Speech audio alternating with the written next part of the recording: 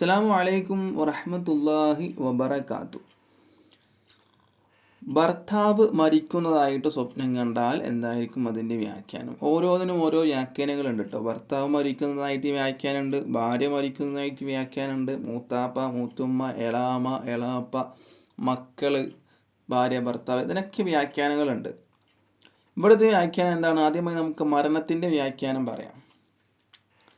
ഇബ്നു സീരീൻ എന്നവർ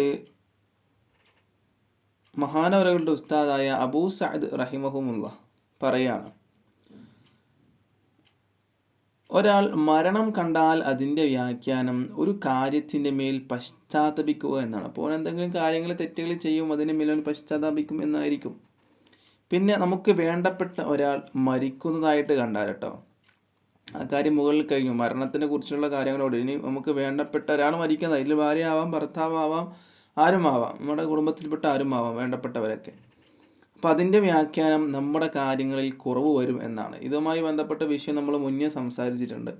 അപ്പോൾ ഭർത്താവ് മരിക്കുന്നതായിട്ടുള്ളതിന് വ്യാഖ്യാനം വേറെ തന്നെയുണ്ട്. പക്ഷെ അത് നമ്മുടെ കിതാബുകളിൽ ഒരുപാട് മഹാനായ നവൽസി എന്നവരുടെയും ഇബ്നു സീരീൻ എന്നവരുടെയും മുസദ്ദമീരി എന്നിവരുടെയൊക്കെ കിതാബുകളൊക്കെ ഒരുപാട് സെർച്ച് ചെയ്തു. പക്ഷെ എനിക്ക് കണ്ടെത്താൻ കഴിഞ്ഞില്ല. ഒരുപാടുണ്ടല്ലോ. ഇൻഷാ അല്ലാഹ് അത് എൻ്റെ കണ്ണിൽ പെട്ടാൽ നിങ്ങളോട് അറിയിക്കുന്നതായിരിക്കും കേട്ടോ.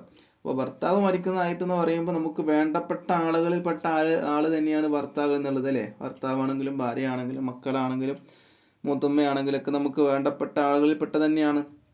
അപ്പം നമുക്ക് വേണ്ടപ്പെട്ട ഒരാൾ മരിക്കുന്നതായിട്ട് സ്വപ്നത്തിൽ കണ്ടാൽ അതിൻ്റെ വ്യാഖ്യാനം നമ്മുടെ കാര്യങ്ങളിൽ കുറവ് വരും എന്നാണ്. നമ്മുടെ കാര്യങ്ങളുണ്ടാവില്ല. ചിലപ്പോൾ ഒരു ജോലി ചെയ്യുന്ന ആളാണെങ്കിലും എനിക്കൊരു 20,000 സാലറി ഉണ്ടെങ്കിൽ ചിലപ്പോൾ 15,000 സാലറി ആകും.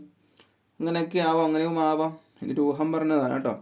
അപ്പോൾ നമ്മുടെ കാര്യങ്ങളിൽ എന്താകും, പൊതുവേ ഒരു കുറവുകൾ ഉണ്ടാകുമെന്നാണ് നമ്മുടെ കുടുംബത്തിൽ ഒരാൾ മരണപ്പെടുന്നതായിട്ട് സ്വപ്നം കണ്ടാൽ അതിൻ്റെ വ്യാഖ്യാനമായിട്ട് പറഞ്ഞത്.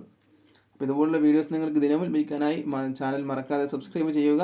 ഇൻഷാ അല്ലാഹ് വീണ്ടും കാണാം. അള്ളാഹു അതിന് തൗഫീഖ് നൽകട്ടെ. അസ്സലാമു അലൈക്കും വറഹ്മത്തുള്ളാഹി വബറകാതുഹു.